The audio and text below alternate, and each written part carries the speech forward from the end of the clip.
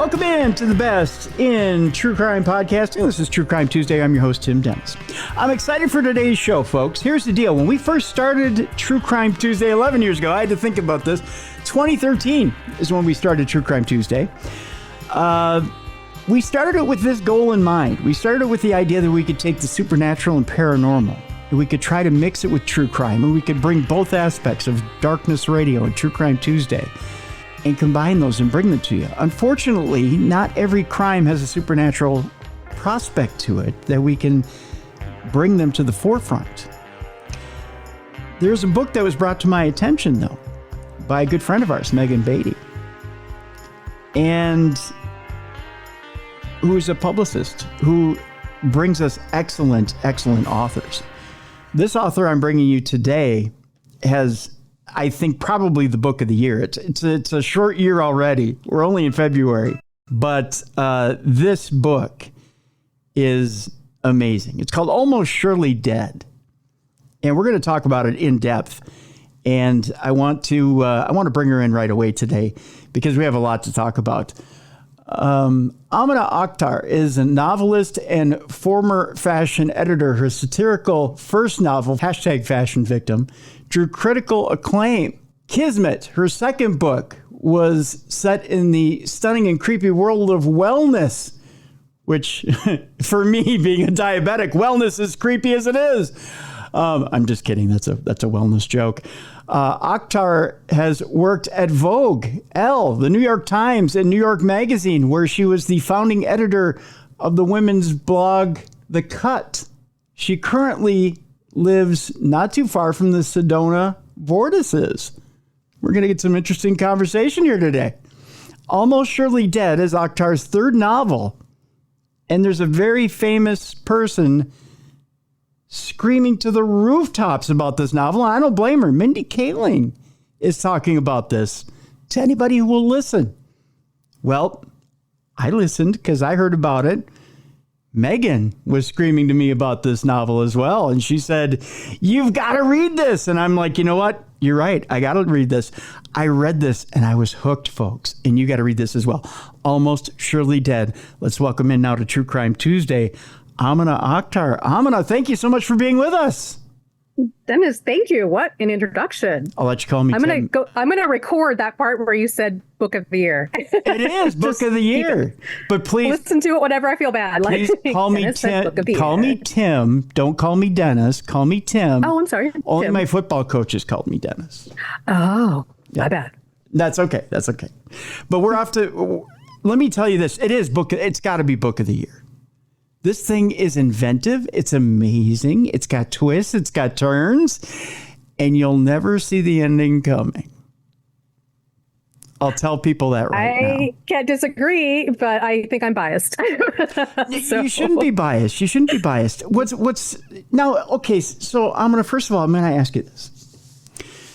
What is it now? And we were talking a little bit about it before we got on air today. What is it about you wanting to combine supernatural elements into true crime? Because a lot of people, and especially authors, when you talk about trying to throw supernatural elements in there or paranormal elements into a book, the first thing book publishers will do will go, I don't know, really paranormal? You really want to go down on that? Mm-hmm. You know, I don't know. That's a pretty niche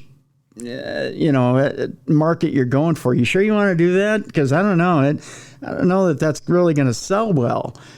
Did that make you nervous to want to tackle that? Maybe a little bit, but I also think that some of the surprise book hits that we've had in general in culture have been books that publishers were iffy about. I think we're having a moment where genres blending.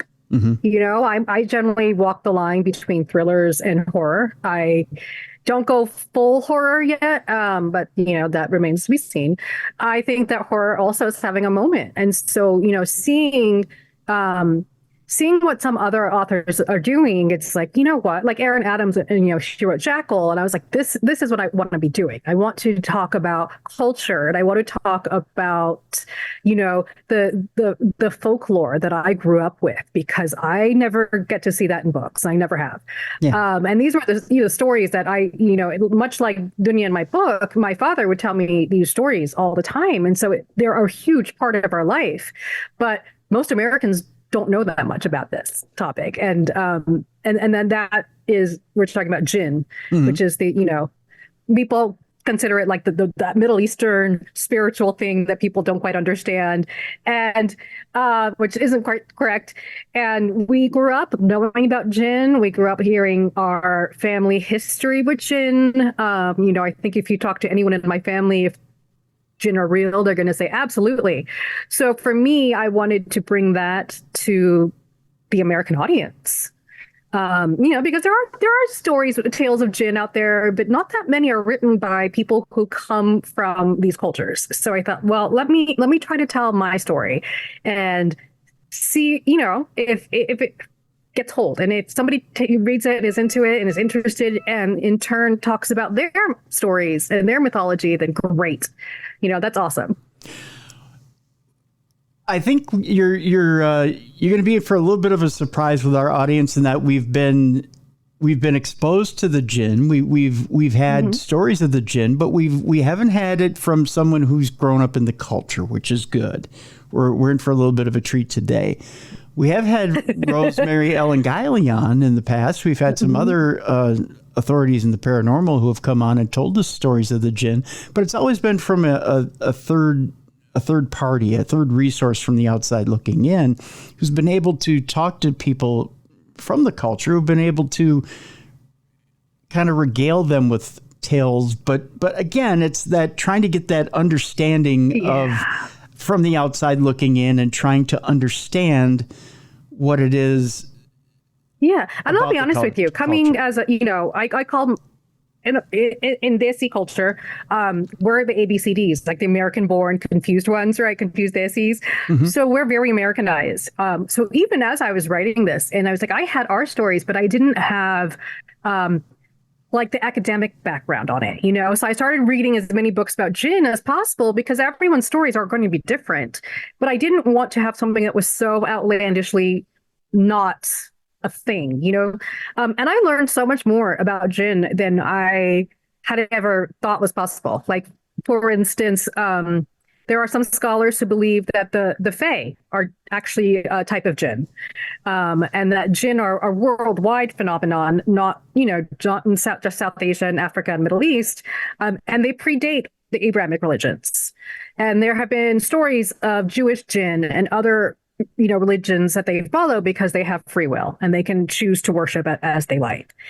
So I just found a lot of this stuff really, really interesting as I was writing it, because it was like, jinn might just be a word we're using to describe entities that are all around us in every culture. So I just find the whole concept to be, something that makes me very excited. What I found interesting about this book, again, Almost Surely Dead is the name of the book, is that you've assigned not only a character name, but a character to the jinn, which a lot of time, our understanding of it from the show is that the jinn are given a group name. The jinn are given a faceless mass, almost just a faceless, shiftless mass type group name, almost like we addressed poltergeist or ghost, or right. It's a group, not a singular, not a, it's not addressed by a name. It's not like the spirit of grandpa, or you're not given a name, but we actually have a character here. We have a name. We have a face. I won't go into any spoilers or anything. There are, when I was diving into the research, there are named jinn. The research I was doing, I didn't see that it was like this faceless concept. It was more like, this shrine has this particular jinn and their name is this, this, and this, and this is what they do. I talked to my dad and he would tell me about the two jinn that grew up in his house, or were in his house when he was growing up. So there's always it was a very singular concept to me because of the stories I was told. So I was always like, it's almost like a distant cousin, for me. That's how I see them. So why is it, Amina? Why is it that in the Western world, we don't hear more stories of these? Yeah, I mean, we have popular ghost stories, the whole Ichabod Crane headless horseman thing, or we hear these legends and lores of different ghosts. How come we don't hear more legend and lore of Middle Eastern jinn or individual stories of individual jinn? I mean, we had 1001 Arabian Nights, right? Sure. So those are some stories. Yeah. But I think part of it is also you're talking about cultures that are very insular and maybe wouldn't want to tell these stories to outsiders. Okay. And also knowing, that there is a tie to Islam, I think that there is always a hesitancy in the American market to, dive much further because it's, people don't want to go there. And, hopefully that's changing. Hopefully people are just more curious, and I hope this book does make people a little more curious. And that to me would be the most amazing end goal for this, is that if more people wanted to learn about different cultures.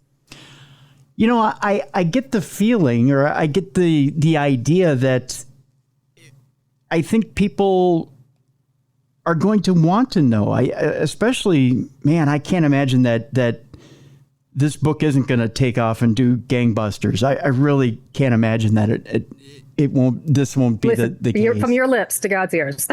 So may that happen. And that people aren't going to want to know that more about this phenomena. I mean, I would say that if you're looking at percentage-wise of population in the world, the population that believes in jinn is probably much larger than the population that doesn't know about them. I think it's just about maybe not looking to American pop culture and references for some of these stories. It's sort of like how Korean horror started to come up and people were realizing, oh my God, in like the last 20 years. But it takes a momentous moment for people to be like, okay, we're seeing these stories. Yes, let's do it. There's another jinn book that just came out, which I have, and I haven't read it yet, by Shabnam Khan. And I'm so excited to read it. I think it's going to be more fantasy angled, I think. I'm not 100% sure on that. Okay. But I love that people are writing about it. And I love that they're bringing it to the wider American Western audience. If people want to talk about jinn with me, I'm happy to. I'm happy to tell our stories, and see where it goes. I think the other part of it, too, that the Western world doesn't understand is what exactly is the threat behind the jinn. That's the thing that the Well, there isn't always a threat. It's that, they are beings with free will. Okay. So they can be as good or as evil as they want to be. And it's sort of like people, like people are evil, people are good. It's whatever you choose to do. And so it's not so easy to say, like in Christian mythology, where you can say angels are good and demons are bad. You can't really say that about jinn because they're complicated. They're a lot like humans in that respect. And from what I have understood, they study a lot with humans to learn about the world. Okay. And some of the older gods that we, that predated the Abrahamic religions, it's very possible those were jinn, and not actual gods. So it's really interesting to start realizing, oh, there's so many different layers to what jinn could actually be. And then there were things learning about it, like ghouls. Ghouls, we all know that word. Sure. That's a type of jinn.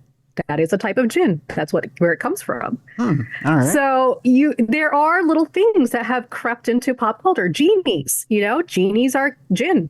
Yeah. So these little tidbits have gotten into our pop culture in the Western world. So it is making its way here. It just depends on what part of it people are going to pick up. The one and again, I'm trying not to get into spoilers with this book, but the one thing about your jinn is that he is one of those, you talk about good, you talk about bad. He is one of those bad. And He's good. He has moments. He has his moments. He has moments. True. I feel like everyone in my books is always, I'm one of those people. I love writing bad people. I love writing like bad or entities, whatever. I find good people to be terribly boring as a character because nothing would happen. So I like really bad people. It just makes writing more fun. My view on him is he without giving spoilers, he wants what he wants and he wants what he's owed. And whether that destroys lives, it doesn't matter. Yeah. It's hard to not do spoilers. I know, right? It is. And in the beginning of the book, I mean, I recognize it from having known the phenomena, but you see that wisp of smoke and that wisp of smoke and you go, oh, here comes trouble, right? And right away, something bad's going to happen. Something's happened. And meanwhile, something bad had happened right before. And this is not a spoiler. The first chapter, the main character, Dunia, almost gets pushed in front of a New York subway. And the man who tries to push her ends up jumping and kills himself. And she has no idea what just happened. I mean, she has a boring life. She's a pharmacist.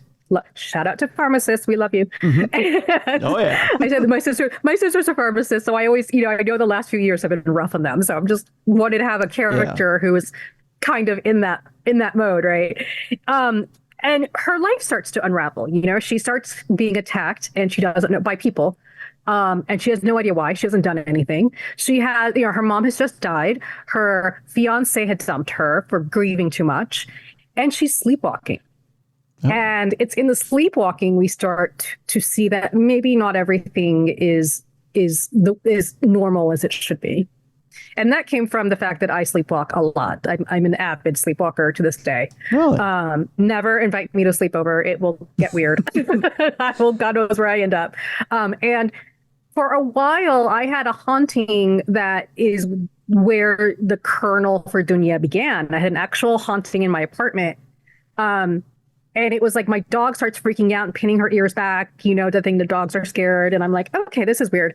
Every single night I was sleepwalking, much like my main character. And like her, I would wake up in the living room or inside my closet trying to find a being that shouldn't be there. There's something alive in my room that my apartment shouldn't have been there. And this went on for weeks and weeks and weeks. And it was just like, am I haunted? Is this real? Am I losing my mind? Like what, there's all these, I think because of movies, we think if you're haunted, it's going to be really obvious and it's going to be poltergeist and chairs flying around the kitchen. That's not what happens. It's sort of like weird things happen and you question your insanity, Yeah. So that's what I wanted my character to do because that's how it worked for me. I was like, I'm going crazy. I have a closet monster. Like what is going on here? Wow. And this was maybe 10 years ago. This was not like when I was a child. Yeah. This was, and this was right before I left New York. And I, being in the fashion industry back then, every time you go out with a publicist, which a lot, you have to go out, you have to schmooze a lot, right? Yep. They would bring a psychic or a medium or a tarot card reader just for fun. Like it was like always. So I had gone to dinner with this guy. I still to this day don't know what he did. All right. He called it energetic feng shui. I don't know what that means. Okay. I can't explain it to you because having witnessed it, I still don't know what it is. Okay. Okay. And so 6 months prior to this haunting, we had had this dinner, a one-off, no big deal. As this haunting is happening, I get to my office and my phone rings and it's an unknown number, but I answered it. And he's like, you don't remember me. I went to dinner with you like 6 months ago. My spirit guides are telling me that there is something in your apartment and I have to get in there right now. And I was like, what? What? I'm not going crazy. This is actually happening. So this man came and, he found that this thing was coming through the apartment bathroom, the vents. And it was some kind of demon attached to a woman on another floor. And it was wild because the night before he came, I had this dream that if I went to my bathroom, closed the door, and took a picture with the flash on in the dark in the mirror, I would see it behind me. Really? I didn't do that. Yeah, I didn't do that because you know why? That's how you die in the horror movie. And I was like, I am not taking a picture of this thing. No. But I was like, it's coming from the bathroom. Okay, wild. So that was the precursor of the moment I realized Dunia was going to be something, because that story was so wild. You know, it's to this day, I can't explain away what happened. And the things that that man was doing and the messages he was getting. He had messages from my dead mother hidden in books. And I was like, it was wild. And I was always a believer, but I was always also a bit skeptic, you know, like I know there are things out there, but I haven't witnessed it. So I'm skeptic. Right. And I was a lot less skeptic after that. I was like, you know what? This was a weird thing that happened in my life. I don't understand it, but maybe it's not meant to be understood. Maybe it's meant to be inspiration, you know? Yeah, well, and you took that inspiration, you ran with it. I applaud you for that. That's for sure. I tried. Well, let's talk about Dunia for a minute. Dunia Ahmed is the main character in this book. You've already started to map out a little bit of what she's doing in this whole thing. Like you said, she opens this book by nearly being thrown onto the train tracks by this attacker, who then, in a moment of, I don't know that he becomes lucid at the end of this thing, but he realizes he's been taken over in a moment, or has he been? That's the question, because we start to find out some things about him. But in this one moment, realizes that he has to end his own life and throws himself onto the train tracks after he ends up. And that's something that it gets repeated with different attackers. It was almost like the jinn is protecting her, but perhaps for selfish reasons. You know, it's not an altruistic, I will protect you, I'm a guardian angel situation. It's more like, no, that's mine. I'm taking that. You can't touch it. That's my toy, you know? So that was, it's also, to me, I thought it was interesting to explore, like, what if you no one believes you're haunted and you don't even believe you're haunted? Like, it doesn't even come up to your, you know, your worldview that it could possibly happen. And then everyone you're interacting with, well, how do you know that they're crazy? Maybe they're haunted. Maybe there's something going on there, you know? So that was sort of where I was working, my brain was going with these characters. Well, there's something interesting in a cultural sense too that you tackle, and you jump back and forth from the time where Dunia is 5 years old, in dealing with her family and dealing with. You slowly start She was estranged from her mom and her culture. Yeah. And the 5-year-old chapters explain what have happened. Like, all we know and all she mentions in passing is her father died when she was 5. And she always felt her family blamed her for, you know, she's 5. He had like a heart issue and it had nothing to do with her. But as you're reading, you start to wonder, well, did it have something to do with her? And a lot of it, you know, I wanted to kind of tell that immigrant kid story without being the namesake, because, you know, the namesake is already written. You know, how many versions can you do? Yeah. So I wanted to sort of be like that moment where I think most of us have, you know, immigrant or not, where if you're lucky to have good parents, you know, this is not a blanket statement for everyone, obviously. You have a moment when you're an adult where you're like, oh my God, they were right. Whatever it was, they were right about something. And it's kind of a horrifying moment, because then you think back, well, I was a jerk about that, you know, and you feel terrible, but, you know, you're like, oh no, they were totally right. And I sort of wanted her to get to that moment of maybe feeling that way about her mom, or giving her mom a little bit of grace, because, you know, her parents were humans. They're just people trying to deal with a situation and that they didn't know how to deal with. So I'm hoping that people will see that relationship redemption arc a bit. And yeah, you know, hopefully it speaks to people, you know, beyond the culture.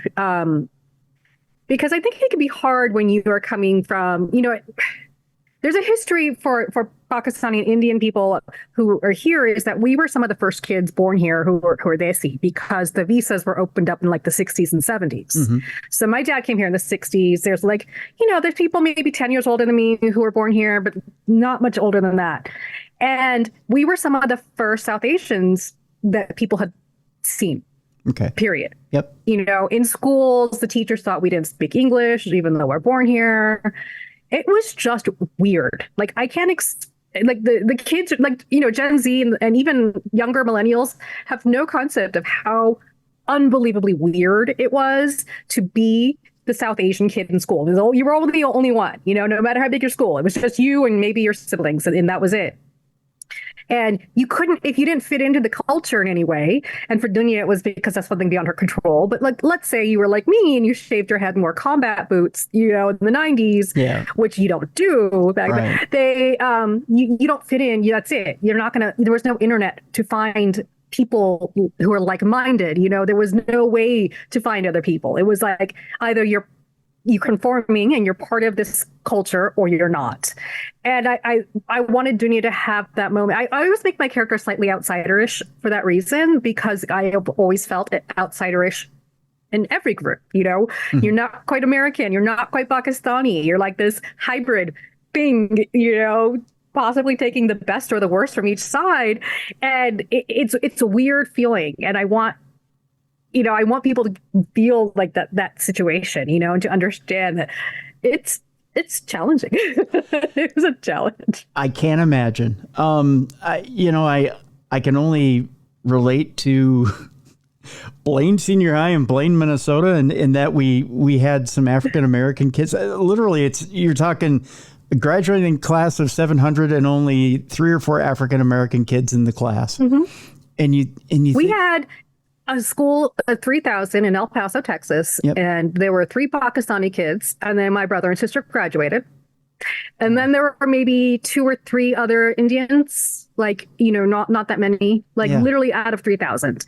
And El Paso is at least a little bit more multicultural than some of the other places we lived, but it was always shocking to me how much of an outsider or an other we were, even when we were so American, we're playing in rock bands. My brother was in all the El Paso rock bands and stuff and had long hair. And and I was a little goth kid, we were trying to be as American as possible because our parents wanted us to assimilate, but then you assimilate too much. And it's like, you went too far. You got to pull it back, and it's right. Right. It was a challenge. And Dunia has tried to figure out, she was so cut off and estranged that she just went full Americanized and is really not in touch with her culture in any way. And part of this is her having to get back in touch with it in a way that works for her, which I think a lot of people could relate to. Sure. And yeah, she does. She loses a lot. She loses simple things like spirituality. She loses things like, even simple things. Cooking, spirituality. Yeah. Everything. It's just knowing, your place in the world. I think it's important to know your history. You don't necessarily have to follow the religions or whatever, but know who your family is and what, where they came from. I think that there are so many stories that we're going to lose as the generation that my parents die out, because one of the things is they're the partition generation, right? They were the people who are actually in partition. Both my parents were, and it's something that they don't talk about. Yeah. I didn't even know about partition until I was an adult, and I grew up with them because it is not talked about. Wow. It was so traumatic. People do not want to talk about it. I think we're going to lose a lot of these important stories that people need to hear. There are finally books coming out about partition, and I think that's important to have the wider world understand what happened in 1947, because a lot of terrible things happened. Yeah. My father won't talk about it to this day. I've asked questions. If the movie Gandhi is on, I'll be like, and he'll tell me, he'll be like, oh, I was there when they did this scene, but in real life. And I was like, that is wild. That's wild, because it wasn't that long ago. And it feels like it should be ancient history. And I'm like, no, my dad was there. He was in that same park with Gandhi. It's, wild. So you can show him the movie and he might talk about it, but you can't get him to talk about it outside of it? Yeah. I think there are memories of violence that they're just trying to forget, which I fully understand. Sure. But I think that because we aren't told a lot of these stories as American kids, there are some things that we've lost, There's a connection to our culture that is missing. Mm-hmm. And writing this book definitely kind of helped me see that, and is helping me kind of look into it without going into a religious, research, because I'm not big on religion, but how didn't apply to us. How, like, trying to find out ways to make it work for, a super Americanized girl who's just trying to figure out what the heck is going on, and whose only link to her culture is how she says her name, because there's a running joke in the book that her name is Dunia, and everyone calls her Dunya, and Dunya means cilantro. And for some reason that made me laugh so hard. Until my editor was like, listen, you mentioned it 30 times, take it out. I was like, all right, I'm sorry. No, but you know what? But I just found it so hilarious. That is a funny running joke, though, in the book. I found myself kind of giggling at it, that it meant cilantro. Like, hey, cilantro, what's up? Yeah, and there's a kid that she hangs out with in the book who's kind of her adversary, who brings it up as an insult, which is funny. I mean, it's kind of, I get it. I get not the to joke. give things away, but that kid is based on a cousin with the same name who I hate, and I wanted him to know that I would happily maim him in a book. Oh, really? So I left the name as is. Yeah. Really? Listen, should have behaved better is all I'm saying. Yeah. Well, I get that too. And I don't blame you. That sometimes the best way to get back at someone from your childhood is to throw them in your work. That's the best way to do it. Absolutely. Indeed. Well, I tell you what, this is a good place for us to take a break here, Amina. When we come back, I have a feeling you have something against podcasters. I'm going to throw that in there as well. But it's funny. It's a funny way you got back at them. I'm going to tell people why we shouldn't throw promo codes in the middle of things in awkward transitions. We'll talk about awkward transitions when we come back. I also want to talk a little bit about, I want to go a little bit further into the supernatural part of this as well. And I also want to talk about a little bit more about murders. We'll get into the murderous side of this and the true crime side of it, because that's why we're here, aren't we? We'll get into the murderous side of this book, which is absolutely fascinating. I tell you, weaved quite the true crime tale here underneath everything when we're talking about culture, when we're talking about the supernatural. This is, if you want to talk about a 7-layer dip of such a great story, it's got it all. I mean, this book really has it all. What I'm talking about is Almost Surely Dead. That's the name of the book by Amina Akhtar. And you want to pick it up right now. We have a link in the description of this program. Yes, I'm getting into the segue transition part of this now, Amina. Link in the... By all means. Okay. I'm just writing down all the accolades you're saying and using it as a blurb. Okay. So great. just ignore me. Not a problem. We have a link in the description of this program. Be sure to click on it right now while we're in the break. Get a copy of this book, folks. I guarantee you, again, I'm going to say it again. I really do believe this is the thriller / true crime / supernatural book of the year so far. And I think it's going to stick as the book of the year because you really are going to enjoy this, folks. Go out, get it right now. When we come back, more with Amina Akhtar. We're going to talk Almost Surely Dead, and we are going to talk when we come back about why podcasters need to stop these awkward promo codes in the middle of broadcasts. It's coming up next with Amina Akhtar right here on True Crime Tuesday. Welcome back to the best in true crime podcasting. This is True Crime Tuesday. I'm your host, Tim Dennis. Our guest is Amina Akhtar. The book is Almost Surely Dead.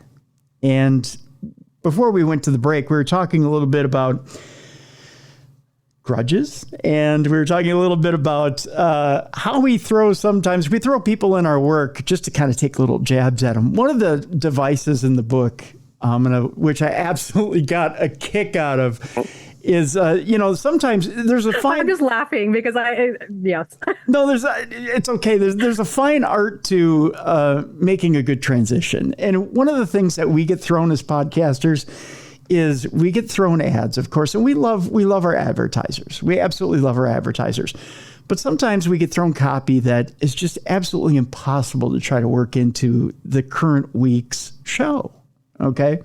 So, like, we're sitting here, we're talking about culture, we're talking about the supernatural, we're talking about murder, and then you get a sponsor on that maybe they're talking about socks. Okay, so how are we going to work socks into this conversation?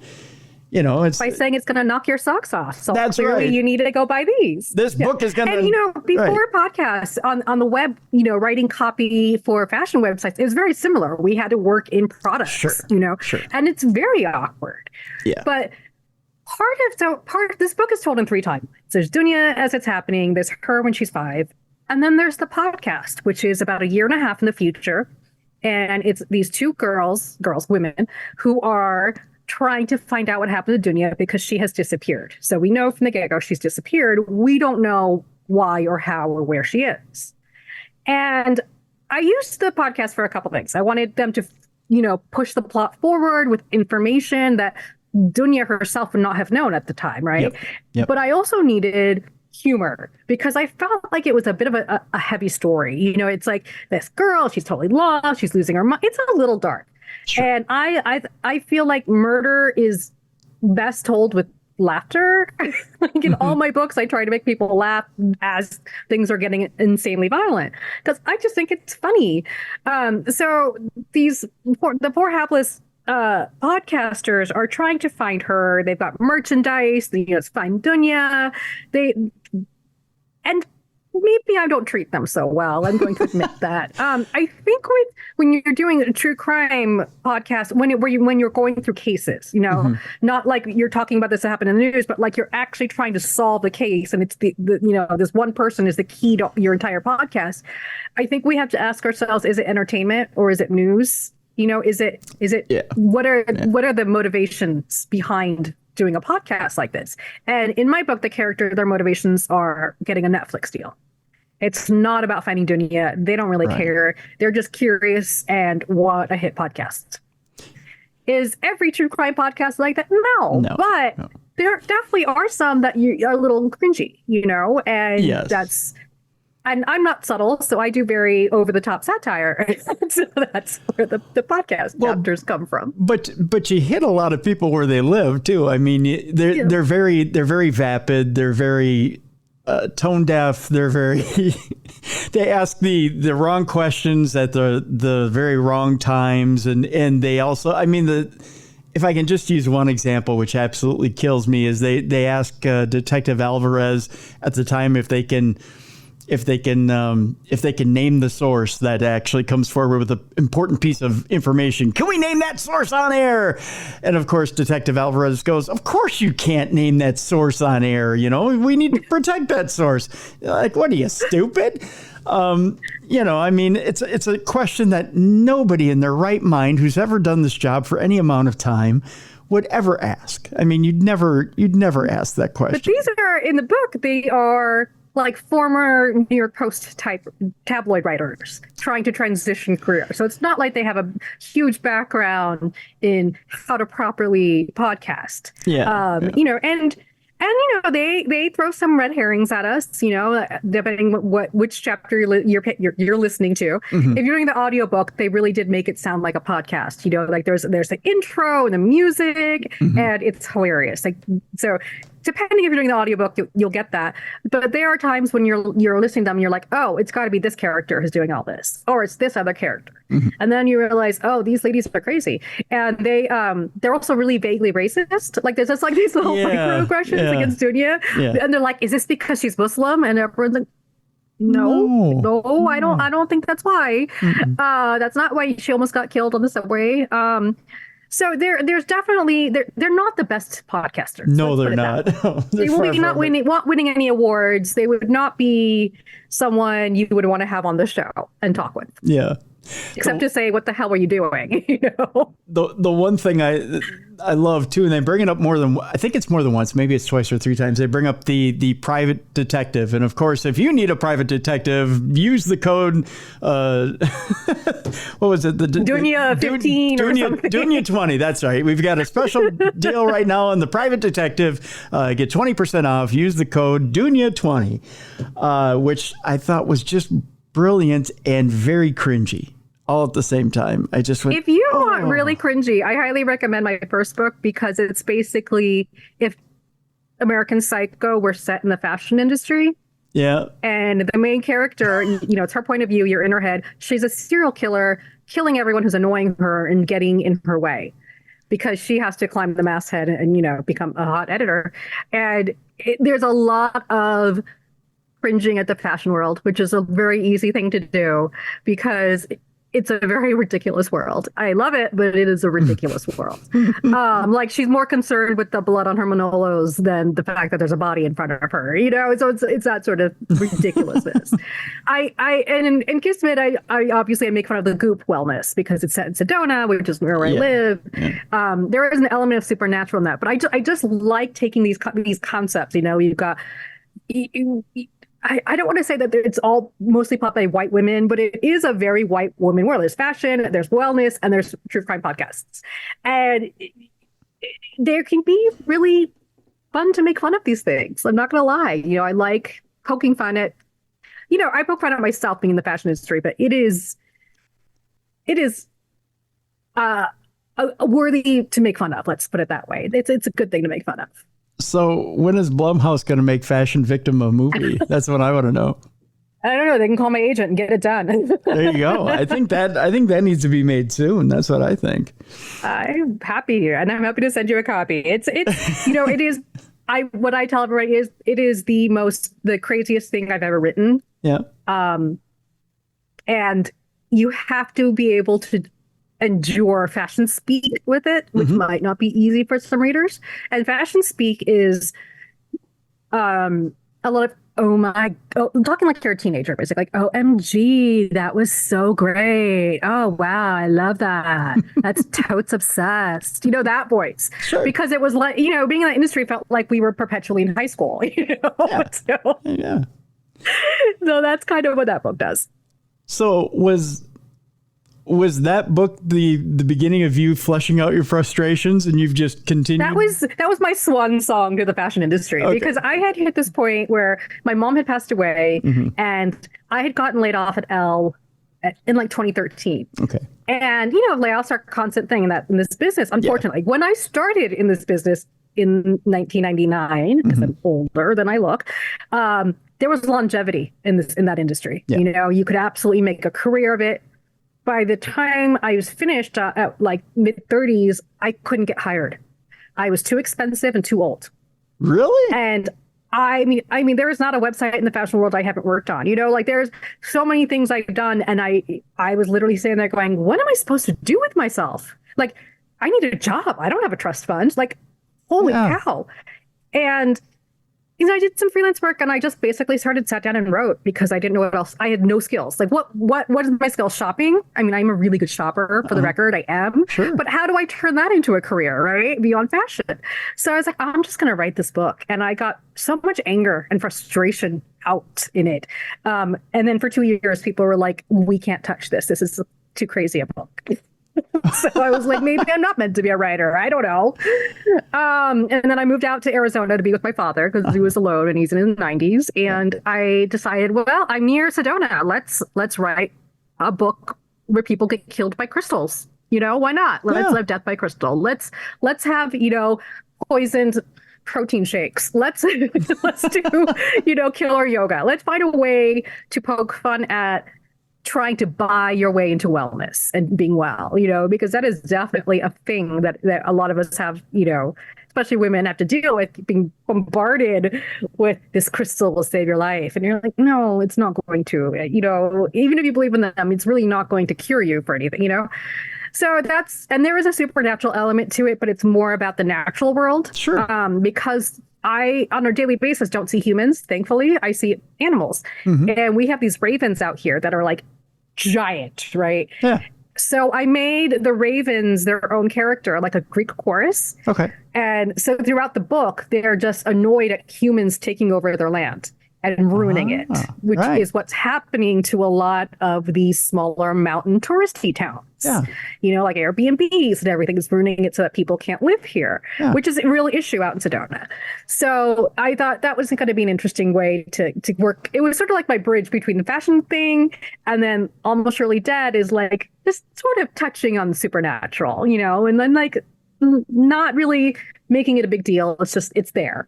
And then I was like, okay, well now I can do my supernatural book. Yeah. And even then I didn't go too heavy in it. But, no, you didn't. Which is interesting. That's kind of where I was going to take you next. Now you with the concept of the gin, you've kind of put your toes in the water, but you haven't jumped all the way in. I mean, this is still, for lack of a better... though, I was with it's supposed to be a thriller. It is. Just in terms of marketing. And before Mindy picked it up for her imprint, it was with Thomas and Mercer, which is Amazon's thriller and crime imprint. Yes. So if you're doing horror or anything with supernatural, you still have to make it a thriller to be properly with the imprint. And so that was, I think, it was important for me to do that. And also I didn't want to do too much with, now we have to do an exorcism scene, or this or that, because we've all seen those. We've read those. We've watched those. There's really nothing new about the vomit scenes, like it's been done. Yeah. Like Head Full of Ghosts, been done. Beautiful book. But don't want to do the same thing. Right. But so I was like, well, I don't want to talk about that. I want to talk about the impact on this woman. Yeah. Because she's the victim here. And she's a victim without even, without realizing why she's a victim, but the impact on her and how she's coming to terms with it, I thought was more interesting at this point than to do full on Pazuzu vomiting, head spinning. Right. Exactly. No, you approach it very smartly. This is for people who may think that this is going to go off the tracks woo-woo. It does not. It's far from it. It's very much based in reality and very much what you would think would happen to someone who may be chased by a spirit. That's the only way. Or unwell. And you're not gonna know which. Right. Or unwell. Exactly. Yeah. That's a good way of putting it. Let me ask you this question, Amina. How does Mindy Kaling come into this, and how do you end up on her imprint? I have no idea what I did to get her to love me, but I am so thankful for her. Yeah. She had read my other two books. So she had read Fashion Victim and she really enjoyed it, and she had read Kismet.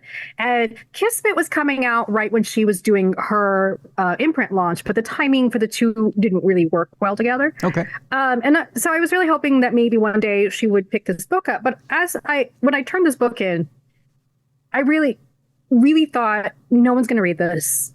I don't know what I'm doing. I felt nauseated. I was kind of like, I'm going to vomit. I turned it in. I was like, I don't know what to do with this. Here, take it. And my editor was like, I love it. I was like, are you just saying this? Is this a prank? Mm-hmm. And then she comes back to me and she says, Mindy Kaling's imprint wants this book. And I was like, shut up. No, they don't.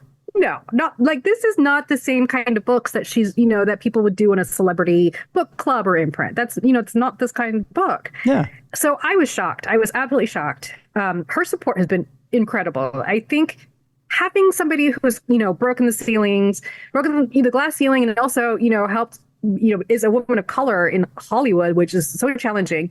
But then she's holding the door open for other creators of color, which I think is phenomenal, and I think it's a model for the rest of us as we climb our ladders to keep holding the door open for others behind us. Yeah. Because, I come from the fashion world where you actually kick the ladder down as opposed to holding it up, Yeah. So it was really refreshing to have this support and not want anything in return. It wasn't like you do this and I'll do this sort of thing. It was totally like, she wanted nothing in return, and here you go. And I'm thankful for it. It's incredible. Yeah, and she's been quite vocal about how much she enjoys the book, how much she's in love with the book. In fact, she did a huge interview with the LA Times about the book. Yeah. She did. Yeah, which was I saw my big face in the paper. And I was like, oh my God, what? It was a bit of a shock. Yes.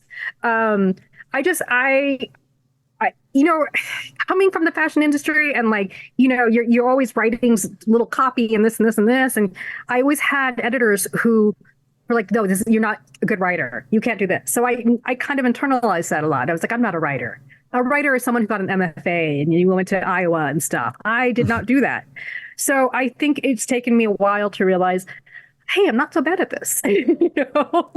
I think cool. Awesome. Three books in, you're a writer, Amina. I don't know how to tell you this. I know, but yeah. it's a hard it's a hard career to have your self-esteem wrapped around. Let's put it that way. Because there's a lot of rejection you have to deal with. I tell you, I think you're a little more than a writer. You're knocking them out of the park now. So I think you're in this for the long haul. I hope so, because 4 and 5 are coming. I've got book 4 I'm working on now, and book 5 might be a little more in the supernatural. Really? Yes, but I don't want to share what it's going to be yet because it's hilarious. Really? I'll tell you off the record. Okay. Yeah, off the record. We'll talk about it off air. Yeah. Folks, I got to tell you, you got to check this out. Almost Surely Dead. Amina Akhtar has been our guest. I don't know that I want to tell people. I want to tell the world what this is about. I want to go spoiler, but I can't. I want you to check it out for yourself. I got to tell you, we got the gin in this thing. We've got murders galore in this thing, and there's some pretty and fun murders. There's kind of some funny murders. Murders should be funny in a bow or fun. Like you shouldn't. I don't like murders that are boring. It's murder. No. It's like the worst thing in theory that we could be doing, right? Is taking another life. So even the let's opening, make it dramatic and hilarious and evoke stuff out of it. Even the opening one we talked about was like, are you kidding me? I mean, that was just trying to throw our lead character onto the train tracks. I like to pull people in right away. Yeah. And what better way than an almost murder in the first chapter? That was almost James Bond like in the beginning of the beginning of the book. I was a little shocked even there at the beginning, but I mean it takes off from there, and it just keeps getting bigger and bigger throughout the book. But yeah, folks, there's and the relationships. The one thing I'm not pointing out here that I need to is that Dunia's relationships keep building, even though she's a solitary person and a person who really feels like not only is she the black sheep of her family, who tries to remain solitary. It's funny how she keeps grabbing onto these characters throughout the book, and they keep inserting themselves into her life. And even though she's like, you really need to stay away from me because my family doesn't something's going on. Yeah, something's going on. My family doesn't really like me. I don't think you're really going to like me either. I'm not lovable.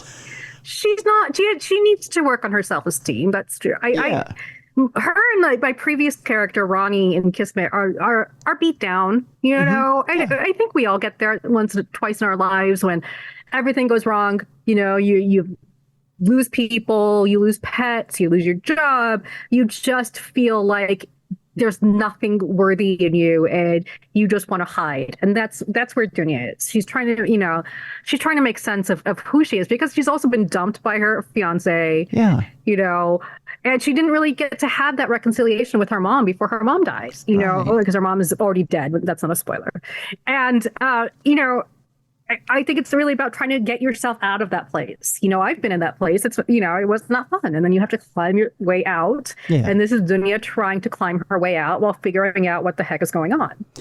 And you really are rooting for her. You want her to, because she's getting, pardon the language here, she's getting so much shit piled on her that you want to try and clear some of that away and try to help her out. Help this poor girl out, Yeah, she's the person you're going to be screaming at. Don't do that, right? Because she has no sense, and when you're watching a horror movie, you're going to be like, "Why did you do that? Why, Dunia? No." Yeah.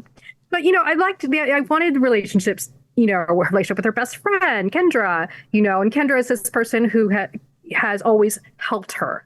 She leans on Kendra a lot. And it's almost that trope of having the black best friend who does all the heavy lifting for you. And it is a thing. It's a thing that occurs. Yeah. And so it's poking fun at that, and so she wants to be as good a friend to her friend, to Kendra, as Kendra is to her. Right. And that's what leads her to meet some people who might not be the best people to meet. And it keeps you guessing throughout, because you're not sure who she can trust, and she's not sure who she can trust. And part of it is also you can't actually trust her because she's very unreliable and she doesn't mean to be, So you get her story, but then on the podcast you're hearing from her sister, and her sister is telling the other side of the story. Yes. And you're like, wait, these are two different things. But Dunia is coming at it from a lens of trauma. It's only her vision. It's like what she can see, as opposed to seeing the bigger picture. So I think that was kind of fun for me to do as well. And that, I think you just pointed out something there, Amina, which really keeps you off balance the entire book. And that is, who is this woman? Because you're getting different perspectives of her throughout. Although you're rooting for her and you think you know who she is, you start finding out different perspectives of her. And you're like, do I really know this woman? Throughout the entire book. There is when I was little and sleepwalking a lot, I used to, God help my poor older sister, she used to wake up to 4-year-old me standing at the foot of her bed watching her every single night, which honestly is the creepiest thing a little child can do. Yeah. If I had a child do that, I would just be like kicking them across the room and be like, nope, I'm out. She somehow put up with this. So there is her sister talking about these sleepwalking incidents that she had to put up with. And as we're feeling sorry for Dunia, we find out that she tried to kill her sister in her sleep. Yeah. And then you're kind of wondering, well, what kind of psycho is this person? But it's sleepwalking, and it is a really bizarre experience. And if you haven't done it, it's hard to explain to other people how, you're basically watching things unfold. You don't realize you're doing it. So I really just enjoyed having that. Because if you had my sister on talking about the sleepwalking, she'd be like, yeah, it was creepy. It was awful. Ruined my life. Whereas I think it's hilarious and funny. Yeah. So it would be very different perspectives. Before we leave people today, what's the worst thing you've ever done while you're sleepwalking? I have climbed furniture. I've turned on the washing machine. I've gotten right up to the door of my apartment and I somehow stopped. It's doing really stupid things. I don't touch sharp objects. I am concerned about running outside the house though. Okay. So I definitely kind of put a door stopper and things in my way that'll trip me up enough for my other side of my brain to be like, hold up, this is a bad idea.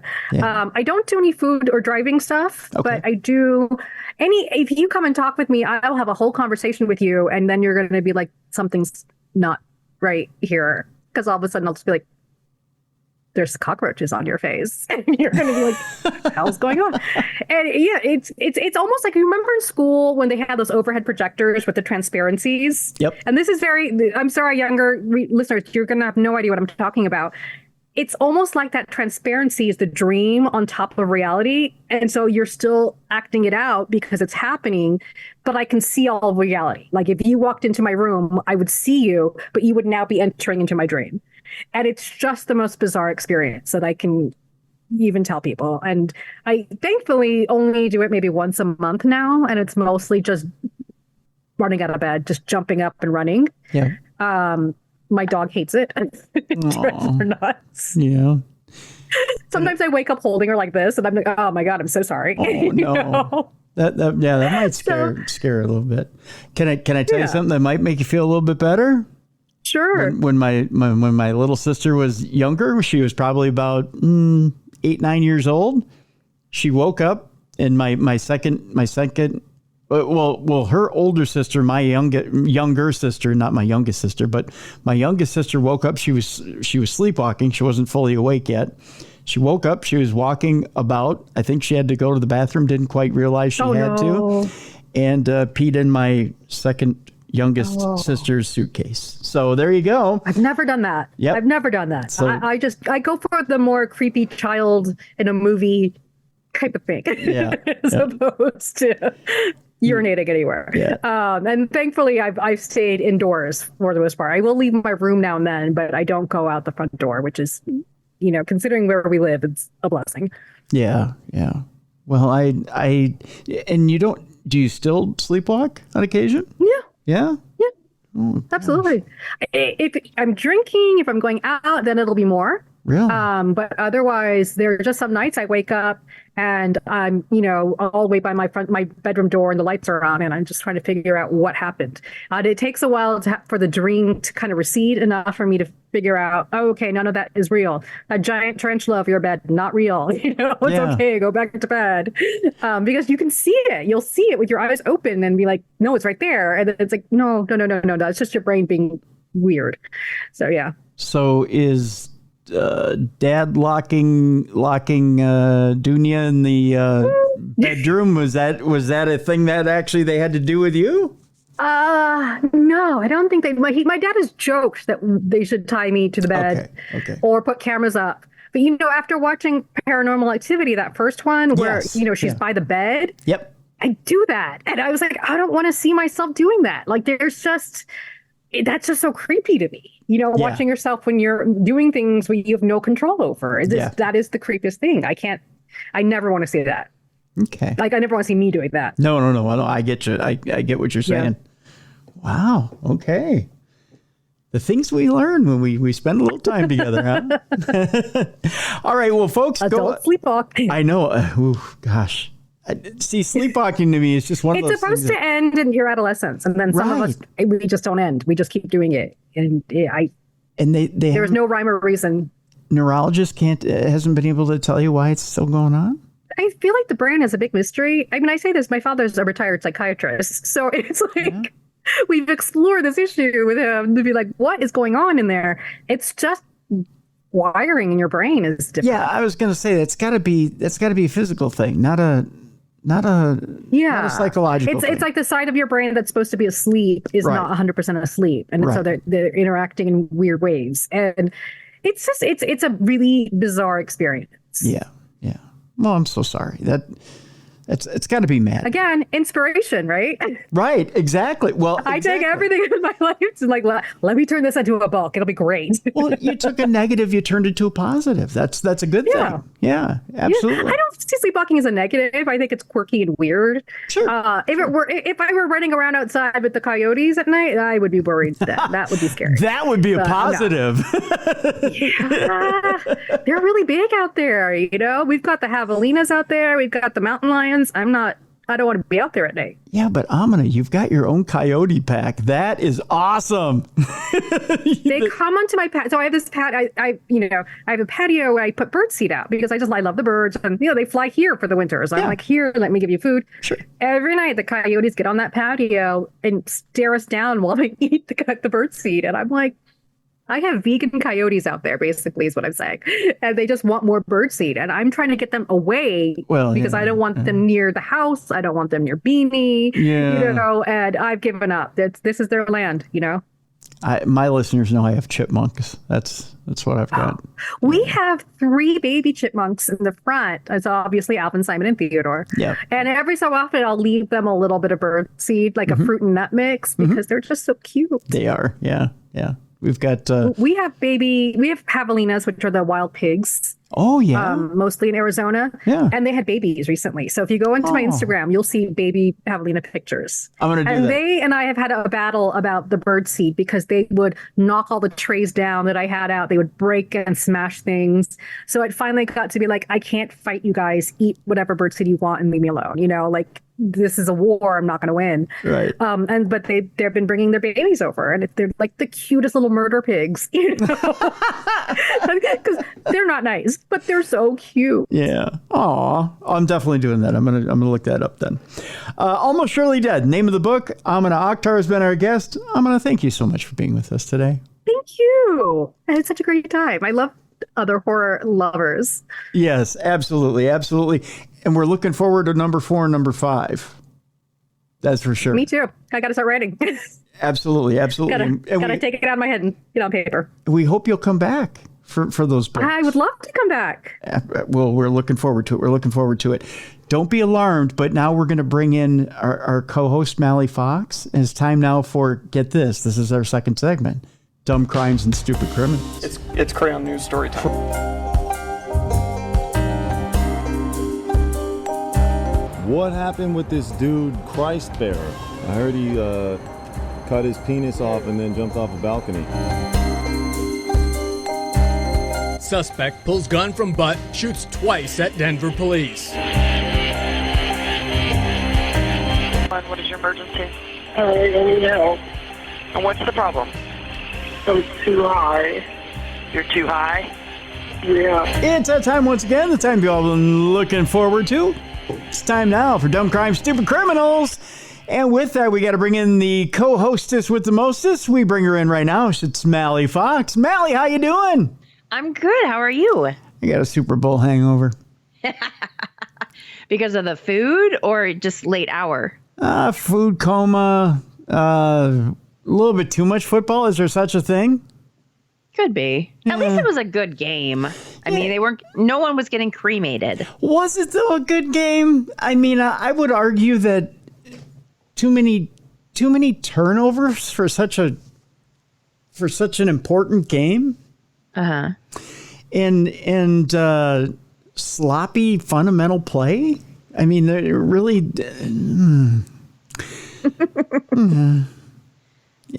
kickers missing kicks, guys fumbling in crucial situations.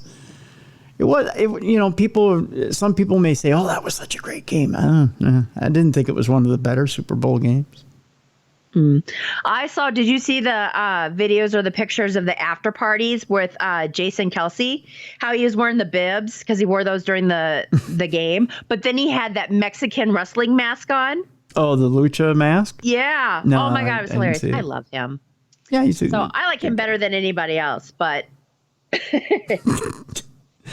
or Britney. Well, I don't like her at all.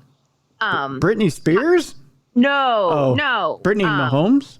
Yes, how her brother-in-law got turned down at a party, and she was kind of like, "Oh well," and then she just starts dancing as he gets denied to come into the VIP section. Oh yeah, it's all over social media. It's hilarious. She's like, "Yeah, whatever. I'm gonna do my own thing," because I don't like that brother. Yeah, I think he's a leech. But anyway, that's just my personal opinion. There's that too. But yeah, he was like, "My brother's Patrick." And the bouncer's like, so? Love it. So much drama surrounding this Super Bowl. I know. I live for that more so than the game. Has nothing to do with the on-field stuff, does it? There was no big proposal after the game. I know. I was thinking there might have been, but... There was no political allegiances made, much to a lot of people's chagrin. Mm-hmm. Nothing like that. It was pretty quiet. Although there was a lot of Swifties saying that Tay needs to leave Travis. Did you see this? Oh yeah, because of his with the coach. Yeah. He's an abuser. He's abusive. But also, so have you seen though that a lot of her fans are turning against her because they're saying that her image is not so goody-goody anymore because she was drinking a beer? I know. She's not yet. She's a bad role model for the younger generation. Oh my God. You just can't win, I swear to God. Would it have been better if she was drinking a Cosmo? I don't know. One could only think, one could only hope, one could only wish, Mally. I don't know. We're so wrapped up. Yeah. But I ended my night with True Detective. Have you watched the one with, it's on Max. It's with, the new one? Yeah. No, I haven't seen it yet. Oh, it's so good. Is it? Yeah, it's got a little supernatural, little detective. It takes place in Alaska. It's good. I really like it. Is that the one with Jodie Foster? Yeah. Yeah. No, I haven't seen it yet. I'm thinking I might binge it here in the next week or two. Yeah. No, I really like it. Yeah. So. Yeah. I've heard mixed reviews on it. I have some people who've seen it who absolutely love it. I have other people who've seen it who said, I stopped after 2 episodes. Mm-hmm. Well, see, now I thought that was Derek. He was kind of like, we watched the first episode together. Mm-hmm. And he just he didn't seem like he was liking it a lot. So then I binge watched it like last week. Mm-hmm. And then, I finished it up last night. But he brought up to me yesterday, he's like, oh, you know what? We got to get back to watching True Detective. And I was like, oh. I was like, I've been watching it. He goes, what? I said, I didn't think you wanted to watch it. You're just the way he was acting while, watching it. He was like, man, okay. And he got mad at me. Interesting. Huh. Yes. All of a sudden he wants to watch it. And I was like, it's so good. He's like, rub it in.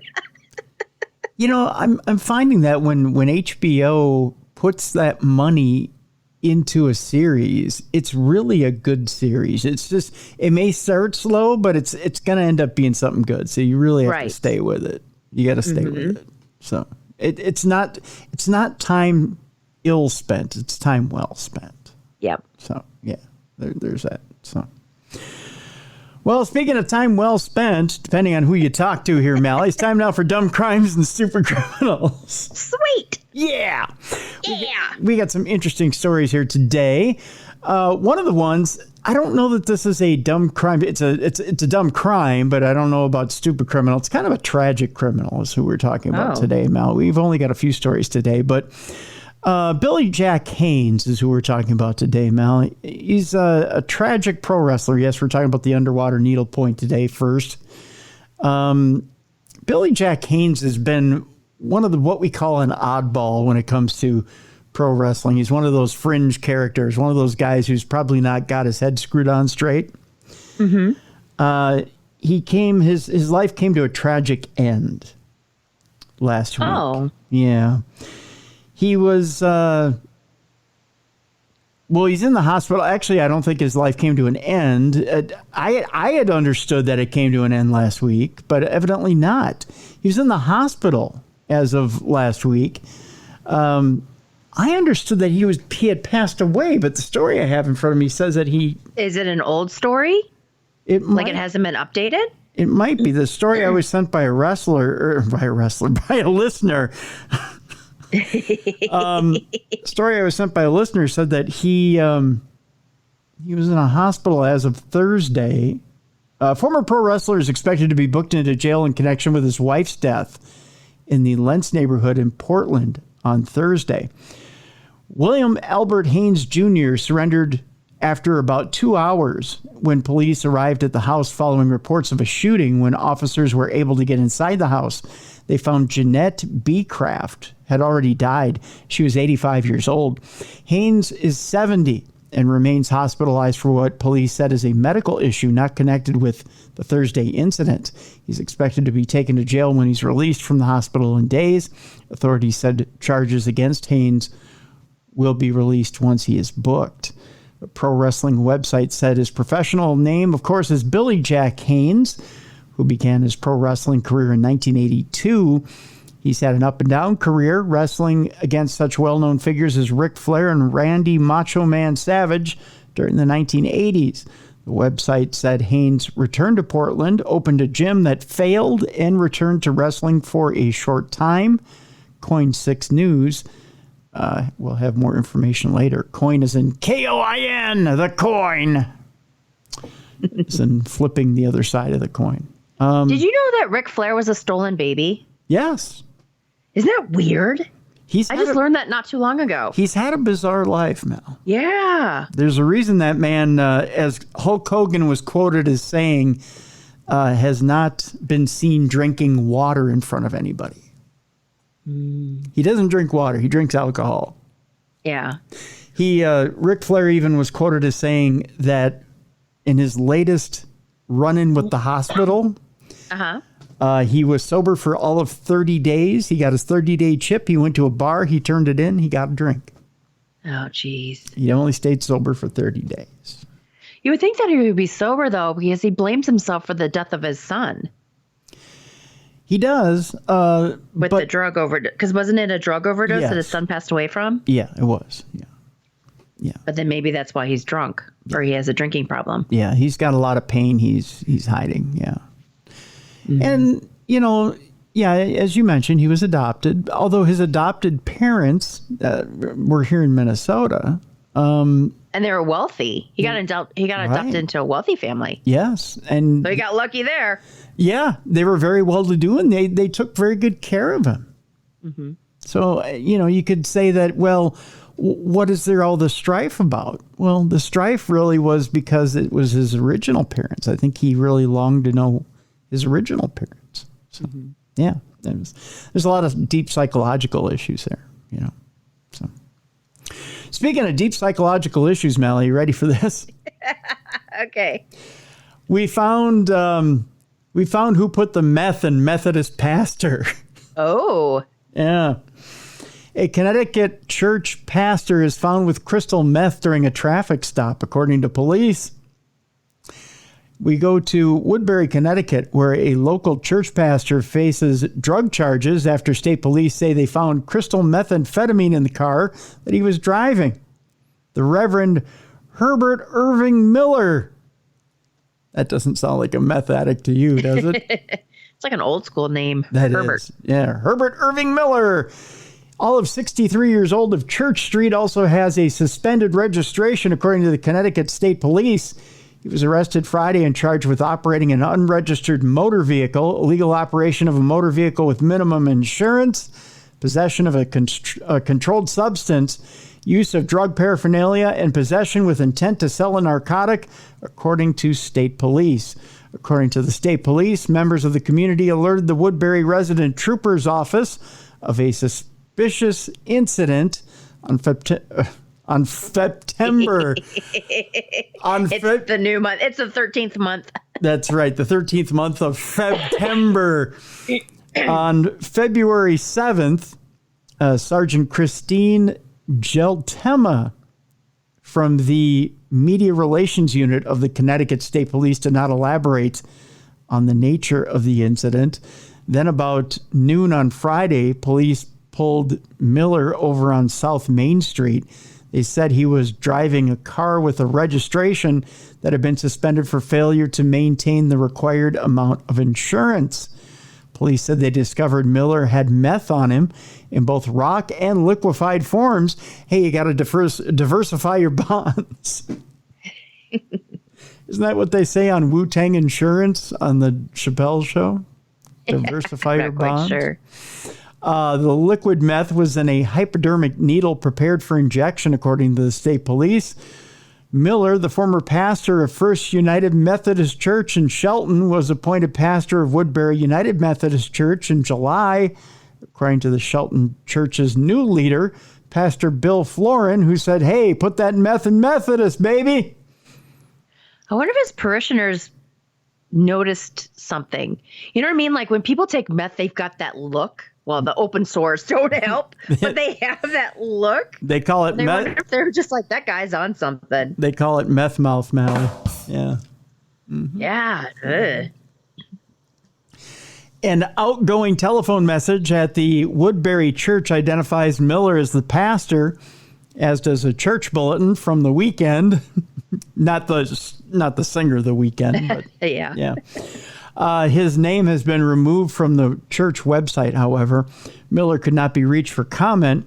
Miller was released on a written promise to appear in State Superior Court in Waterbury on February 23rd. So there you go. Mm-hmm. You ever had a bad nurse? Actually, I've been lucky. I've had very wonderful nurses. Have you? Yeah, I've never had a bad experience. I had one. I think I've told it on this program before. The female Arnold Schwarzenegger, when I had hip surgery when I was a teenager. I had pins put in my hip. I was fresh off the operating table. I was put in my room. I just woke up. And she came in and said, it's time to change the sheets. And I was like, no, look at my chart. And I was pointing at the bottom of the bed. This is back when they put your chart on a clipboard. Right. She said, no, it's time to change the sheets. I was like, no. And then she proceeded to flip me. I had a drain inside my hip. And she chose to ignore the drain. She flipped me and I screamed because I was in so much pain. And then two nurses and an orderly came running into the room and said, what are you doing? And she said, it's time to change the sheets. I think that was the only phrase she knew in English. And they said, no, change the sheets. It was a very primal conversation. And then they pointed at the bottom of the bed where it said I had just had surgery and not to change or move me. Yeah. It was a nightmare. This nurse that we're about to talk about, The assailant said the nurse should have expected a punch. Oh. Evidently, nurses are under fire at this particular place. A psych patient said the female victim knows how this works. This doesn't sound like a safe place to work. After punching a female nurse in the face, a Florida woman, of course we're going to Florida, declared that she was mentally ill and that the victim should expect to be hit by a psych patient, according to police. Latika Poinsettia Berrien, that's a pretty middle name, by the way, Poinsettia, 32 years old, was transported by cops yesterday to Morton Plant Hospital in Clearwater for treatment. As part of the admission process, Berrien was required to change into a hospital gown. During that process, the defendant asked the victim, "Am I being Baker acted?" What? You ever heard of being Baker acted? Oh, well, let me explain. Florida's Baker Act covers individuals that are deemed to be impaired and in need of crisis services. Told that she was being Baker acted, in fact, being voluntarily admitted, Berrien allegedly punched the female victim in the face, leaving her with a minor scratch, swelling, and bruising. That wasn't very nice of her. Several witnesses were on scene, according to a Clearwater Police Department officer. The victim, who's all of 33 years old, and by the way, she doesn't look very, very cordial, Mally, as we take a look at her photo here between you and she I. looks mean. Yeah, she doesn't look like she's going to greet you with open arms once you've told her she's being Baker acted. The victim, 33, told police that Berrien explained that she was a psych patient and that the victim works in mental health and knows how this works. Well, then why would you punch somebody? Berrien reportedly added that she would get away with this and that the nurse should expect to be hit by a psych patient. Oh, geez. Yeah. Despite her apparent belief that she would escape unscathed after walloping the nurse, who was in a blue uniform with her hospital ID attached, Berrien was arrested and charged with battery on health service personnel, which is a felony. Berrien was booked into the county lockup where bond has yet to be set according to jail records. So the moral of the story here, Mally, if you're being Baker acted, keep your hands to yourself. Okay. See, so that's how you do that. The other thing you should learn, the other lesson we're going to learn here today is if you're handing out samples, generally good to attach your business card, right? Okay, So yeah. people know, hey, this sample that you're going to get from me, this comes from me. If you need more, contact me at this number, right? Right. Except for if you're handing out Coke. Oh, Lord. Yeah. Then you probably want to say, hey, this came from me. Hit me on the DL. You know what's funny? I just remembered one of my gifts for my mother was a cutting board. Oh, thank but God it wasn't said Coke. not just for Coke. Okay. Oh, it did. Oh. Yeah, she loved it. Is that a big problem in her neighborhood? Or? No, it was just kind of funny. She had guests over for Christmas, and when she was opening up, she had out of town guests, and so the one girl looked at her and she was like, "That's from your daughter?" And she goes, "Yeah, she gets me." My mom and I have a funny sense of humor, and I thought it was hilarious. My mom thought it was hilarious, but this girl, who is very prim and proper, was like, "Oh, Oh, you do it off of cutting boards and not mirrors. yeah." But isn't that kind of cute, though? It's a cutting board. It says not just for Coke. Not just for Coke anymore. God. Well, this dealer handed out Coke samples and the baggie of drugs. And here, I'll show you, Melly. This is pretty good. Oh, yeah. Yeah, he's got a little baggie of Coke stapled And right it's there. decorated. It's got some is. stars on it. Yeah. Right there to the old business card. It's a very small sample, by the way. It's if you can imagine just the corner of the business card has just a little toot of Coke right there. The baggie of drug is stapled right there to the suspect's business card. So it's very nice. Very simple, very nice. In an apparent bid to drum up customers for his drug business, a Canadian man, he's Canadian. So see, you did there it you go. very prim and proper. Handed out business cards with a small sample of cocaine attached, according to police. According to cops, Saeed Amir Razavi, who's all of 30 years old, he's thinking he's an older gentleman, distributed the cards outside a casino in Calgary where Razavi resides. He went to the casino. I just wonder what was going through his head.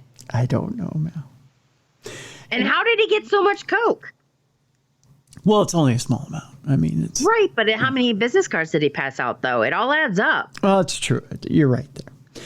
Investigators learned of the cards in late December and launched a probe that resulted in the February 3rd arrest of Razavi on narcotics possession and trafficking charges.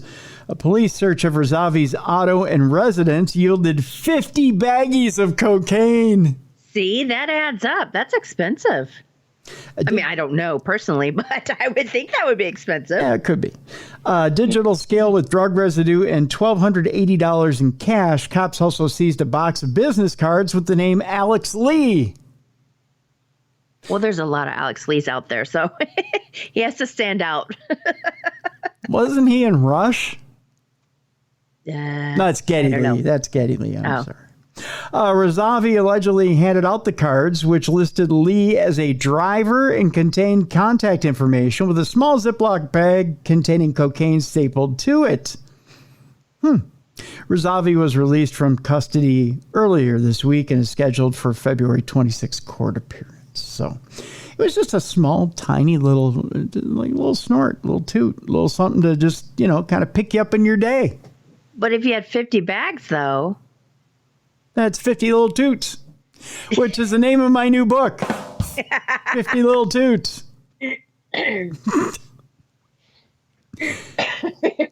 I think Don Johnson's daughter is going to star in the movie version of that. 50 Little Toots. It'll be fun. I think she'll tank in the movie version, but Mm-hmm. yeah. I heard she's not nice. Really? Yeah, that's what I've heard. She wasn't very nice to the guys from the Please Don't Destroy video. On SNL. Oh, yeah. Did you see that? Did you see that bit on Saturday Night Live? Yeah. Yeah. That was funny, though. Yeah, it was. Yeah. Let's move on. A man... I bombed on that one, too.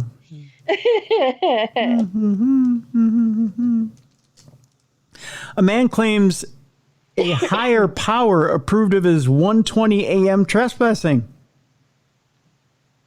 Can a higher power do that? I don't know. Boy, if I had a higher power with me every time I got caught trespassing. After being arrested again for trespassing on the grounds of an Ohio library, a suspect explained to police that a higher power allowed him to be on the property at 1:20 a.m. Specifically... I like how you say arrested again. Yeah, again, yeah. Evidently, his higher power goes with him everywhere. Mm-hmm. Carnell Gittins claimed he had checked with Christ. I'm glad he did that. You got to check in with JC whenever you're going to be on somebody else's property. But it sounds like JC's giving him wrong advice. Yeah. Psst, hey, Carnell, go ahead and do it. It's all right. He had checked with Christ and secured permission. So he answered back. According to a police report, 28-year-old Gittins was arrested early Saturday outside the public library in Sandusky, a city an hour outside of Cleveland. Gittins was using an exterior outlet to charge his phone, according to cops. Who asks Jesus if they can plug in their phone? Gittins, who had twice previously been busted trespassing at the library, cited Christ when a patrolman asked what he was doing on the property. Maybe the patrolman was mistaken. What are you doing on the property? Jesus Christ, wouldn't you like to know? Maybe that's how it went down. I'm just saying. Charged with criminal trespass, Gittins was booked into the Erie County Jail, where he remains locked up on $1,750 bond. Following a 2023 arrest, Gittins, who is nicknamed Cloud, told police he was from Canada and he's been wandering Ohio for the past year. By the way, if you're going to wander a state, why Ohio? Nothing against Ohio. I lived in Cincinnati for like 5 years, but I would probably choose like a tropical state, someplace warm with the ocean, not Sandusky, Ohio. I mean, you do have Six Flags there.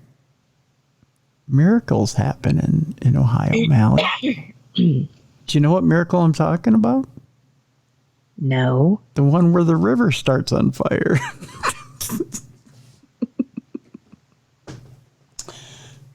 There you go.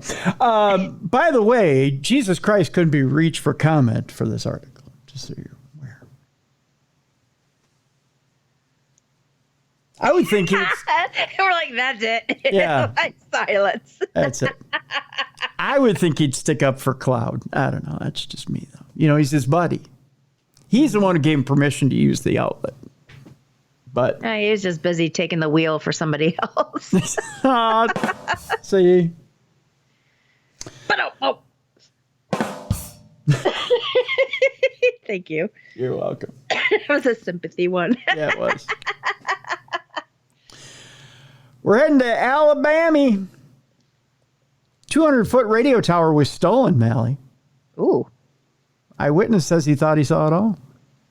Except for the tower. Uh-huh. Was someone scrapping it? Yeah. We're going to Jasper, Alabama, where police are searching for the thieves who stole a 200-foot tall tower in Alabama and left a local AM radio station off the air. By the way, if you're going to steal a 200-foot tower, make sure it's turned off first. That's an engineering joke. Yeah, you're going to burn yourself to a crisp otherwise. The general manager of WJLX, the Jlicks, the radio station where the tower was stolen, said he learned about the theft on February 2nd when a maintenance crew arrived to clean up the property, only to find it completely cleared out by thieves. I've been trying all weekend to make sense of it, but I just can't. Dude, Could you imagine? They're like, there's something different about this place. Well, I can't put my finger on it, but something's different. Normally, there's birds flying into this thing and dying. No, it's a bad joke. I've been involved in the radio business my whole life, and I've never heard of anything like this. I thought I'd seen it all, Brett Elmore said. When he called me on Friday and said the tower is gone, I couldn't believe it. I asked him if he was sure he was at the right place. He responded, "The tower is gone. Wires are scattered everywhere." Elmore recalled. I don't know if you've ever seen snap guy wires just laying there, but they're huge. Yeah. Okay. Yeah. The station asked the Federal Communications Commission for permission to remain on FM air while they rebuild the AM radio operations, but the FCC denied the request.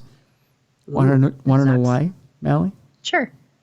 Because FM is much more powerful than AM. There's no way they'd let you do that. This is a major setback for a small operation like ours, but I have faith that we will uncover the culprits. This is a federal crime, literally, and they will realize it wasn't worth it, Elmore said. The station has started a GoFundMe page to help with rebuilding. Of course they did. Police are investigating. So there you go. I wonder if they have security cameras, but it probably wouldn't be facing the tower because you'd think that no one would steal your tower. Well, yeah, nobody normally would. I mean, especially. There's really not a good reason to steal a tower. Well, unless they wanted to scrap it. Especially. People are desperate. Especially an AM tower. You know? An FM tower, sure. This day and age. Well, even a radio tower in general. You know? I don't know. Maybe they have a competitor on that AM station. Oh, you know what? You bring up a very good point, Mel. There could be somebody on a competing frequency that's trying to get in that market, and they just decided they're gonna take down the entire darn thing. You never know. Yeah. Good point, Mally. Good point. Let's move on, shall we? Yep. You know, we just got done, as you pointed out in the beginning of the program, that Super Bowl Sunday has came and went, and with it, a lot of food comas. Yes. And a lot of diets are starting tomorrow. That's right. A lot of diets have already started. I got to ask you, what do you think was the number one food consumed at Super Bowl parties? I would say either pizza or like chicken wings. Aha! Chicken wings! Which brings up our next crime. Oh. A gang stole 145 tons of chicken in a bizarre heist of up to 55,000 birds. Ew. Yeah, I know, right? The thieves stole a massive 660 boxes of poultry while risking up to 20 years in prison for their crimes. A gang of 30 thieves risks up to 20 years behind bars for executing one of the rarest major heists of all time after stealing an outrageous 133 tons of chicken. You never want to have more than like 5 people in a heist because someone's going to talk and get you caught. That's and you true. had 30? Yeah. That's not very smart. But then what are you going to do with all that chicken? Eat it. That's a lot of chicken, though. That is, yeah. Well, I suppose if you turn around, you could probably turn around and wholesale it. Oh, true. Yeah. Sell it on the black market. Yep, that's true. Yeah. The chicken was stolen from a state-owned facility in Havana, the capital city of Cuba, as the thieves made away with 1,660 boxes full of poultry. Have you ever had the Cuban chicken? No. Oh, it's wonderful. We have a roasted chicken place here in town. You know, that's pretty good. Cuban chicken has no hormones. Oh, okay. Yeah. Then they tried to peddle the stolen goods on the street in order to buy a variety of luxury items, including laptops, televisions, refrigerators, and air conditioners. See, that's where you get in trouble. That's true. Although authorities haven't specified the exact date of the chicken theft, they suspect it occurred between the hours of midnight and 2 a.m. This timing coincided with detected temperature irregularities within the cold storage facility. Video surveillance footage captured trucks ferrying the stolen chicken off site. Oh, they have a picture of chicken in here. It looks so good. Among the implicated in the crime are shift supervisors, IT personnel, security guards, and external individuals not directly affiliated with the company. Boy, it was a conspiracy chicken theft. They had a whole crew. The Great Chicken Conspiracy. That was a Nancy Drew novel. Shush. Yeah. Their enormous foot equated to an estimated 33,000 to 53,000 chickens based on the average weight of a hen, it says here. Rigoberto Mustelier, director of the government food distributor. Good God. The director of the government food distributor, Kopmar, lamented that the stolen quantity represented a month's worth of chicken rations for an entire average-sized province. Wow. Ooh, I bet the punishment is harsher there, too, in Havana. Oh, yeah. The incident unfolded against the backdrop of a profound economic crisis in Cuba, where the availability of chicken via the ration book system has dwindled significantly in recent years. The system, implemented after Fidel Castro's 1959 revolution, aimed to provide subsidized staples to all citizens. However, scarcities of food, fuel, and medicines have plagued the country, leaving many to seek alternative means. Cuba's heavy reliance on food and fuel imports, coupled with a sharp decline in revenue exacerbated by the COVID-19 pandemic and stringent U.S. sanctions, has further compounded the issue. The tourism sector, once a vital source of income for the nation, has also suffered a decline.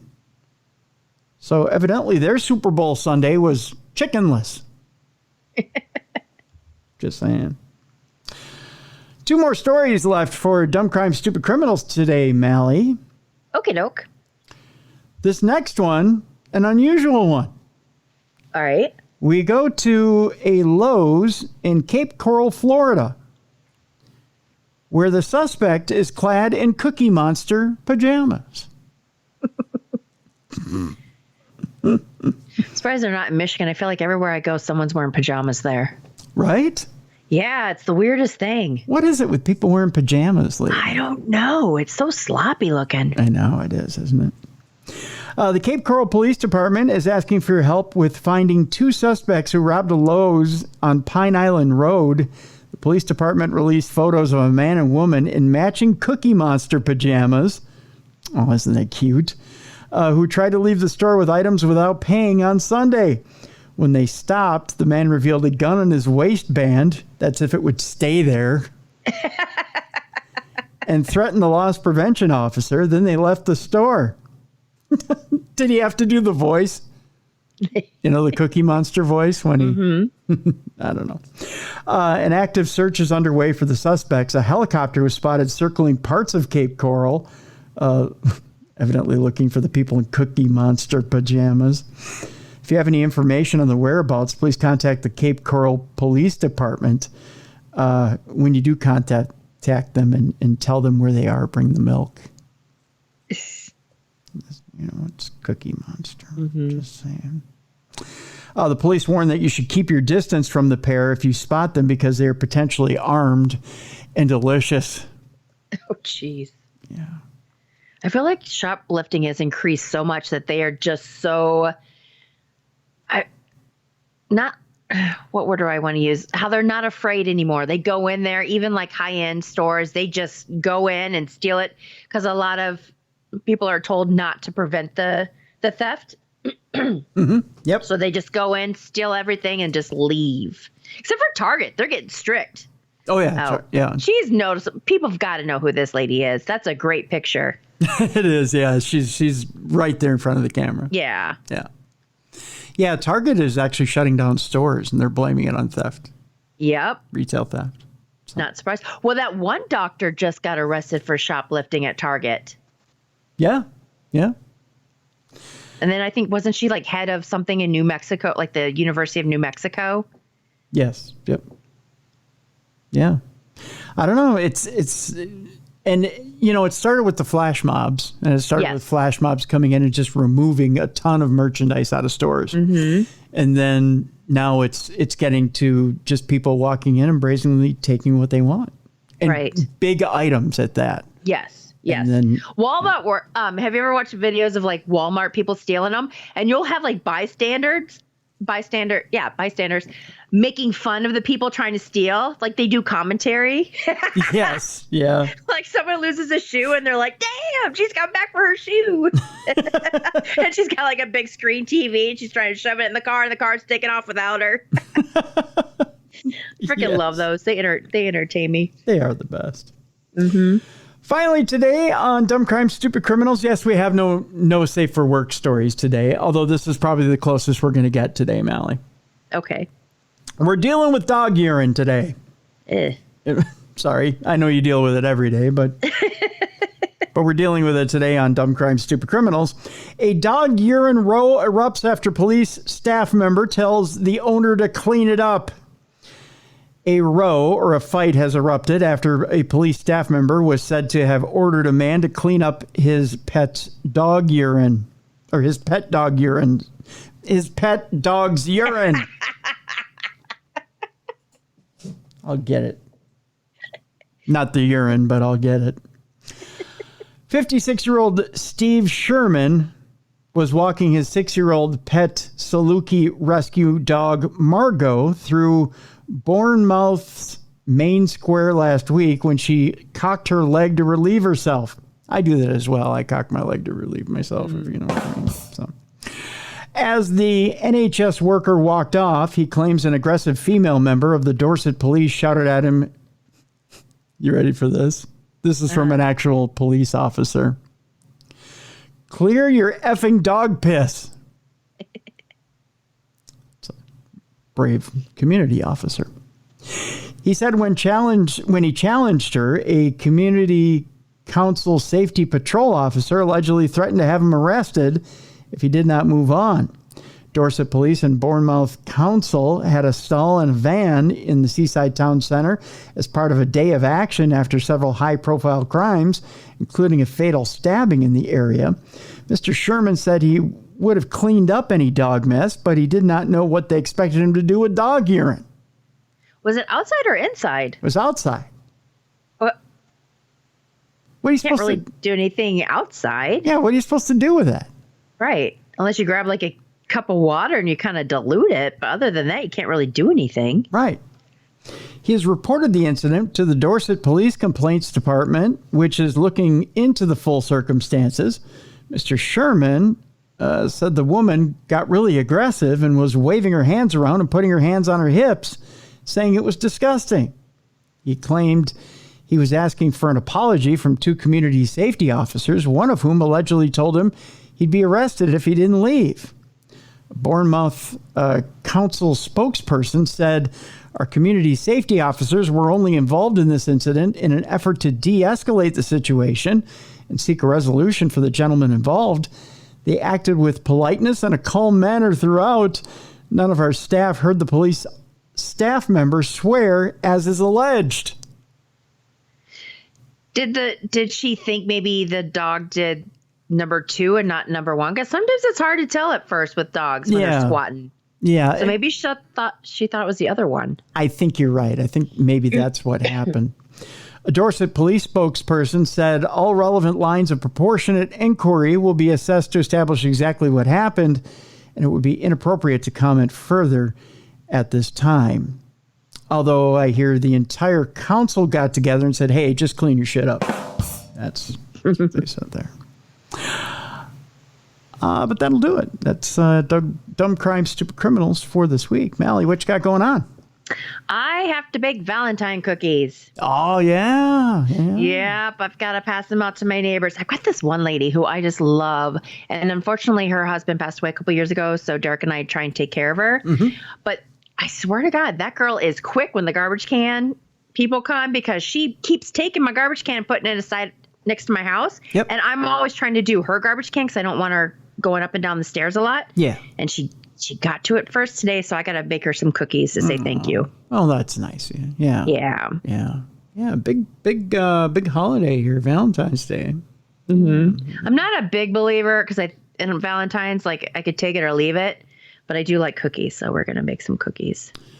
I'm not opposed to Valentine's Day. I mean, whether you have somebody or you don't have somebody, I believe in flashing everybody who comes by you. I mean, it's just, No, I'm kidding. I just think it's overrated.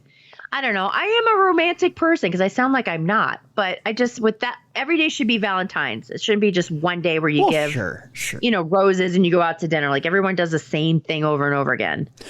See, okay, now I'm going to call time out on this real quick. Oh, great. I get what you're saying here, but I'm a little opposed to the people who say, I mean, not what you're saying, the way you're saying it right now, but the people who are like, I don't like this holiday at all. Those are the people who I find will either pinch pennies or they're just opposed to showing any affection whatsoever. Those are, but I'm not saying you are. I'm just saying. I understand your point of view. Right. But I understand why you're saying it. But because yes, you should be showing affection to your mate all year round, or you should be doing little things for them all year round. It shouldn't be a one day a year thing. Right. And I understand the commercialism of it can be a little sickening. Right. You shouldn't pour it on. You shouldn't be love bombing one day a year and then backing off. Mm-hmm. And you shouldn't be love bombing 365 days a year. You should. I like being love bombed 365 days a year. Well, some women. I like attention. I like things. Some women get creeped out by it. Al, I don't know. Well, if you do it in a nice way and not a creepy way. Well, okay, wait a minute. Time out. What's the difference between nice and creepy? Well, creepy is like. Is it the way the guy looks? No, just. Okay. there's a nice balance of being really clingy and icky and like in all up in your business every freaking day and just kind of like, oh, I love you. I'm just going to buy you flowers just because. Or I'm going to buy you your pint of ice cream just because. Mm-hmm. You know, I like that stuff rather than, oh, it's Valentine's Day. I better be getting this, this, and this, you know, from my significant other. And if I don't, I'm going to be mad. Well, when I say love bombing, I guess I mean like, well, like when you first start dating somebody. I mean, I had this discussion with a friend this week. Because you know who love bombs? Narcissists. oh, yes, narcissists love bomb. But so this buddy of mine, we were talking this weekend, weekend, and he said, you know, he has a new girlfriend. Okay. And he's like, my girlfriend doesn't like it when I try to give her money, or my girlfriend doesn't like it when I try to pay for things for her, or, you know, I want to take care of her. And I said, dude, you got to back off. I said, and he's like, why? I want to take care of her. I love her. I want to take care of her. I said, but you're starting to do the love bomb thing. You're starting to be forceful where you don't have to be. Just back off. But then you have women who are like, when you're asked to go on a date, they expect the gentleman to pay for everything. Yeah. I feel like you just can't win. You just got to fill out the situation. You do. But you know what? I'm of a mind where maybe I'm old school, but as a guy, you should reach for the check first. Mm-hmm. But because it's just I think it's just expected. I think that's our generation. Yeah, but I think if you're not reaching for it first, there's something wrong. You know. Do you open doors for ladies? Yeah.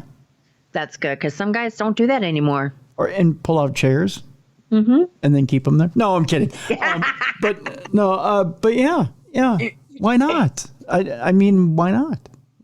Yeah. Well, you know.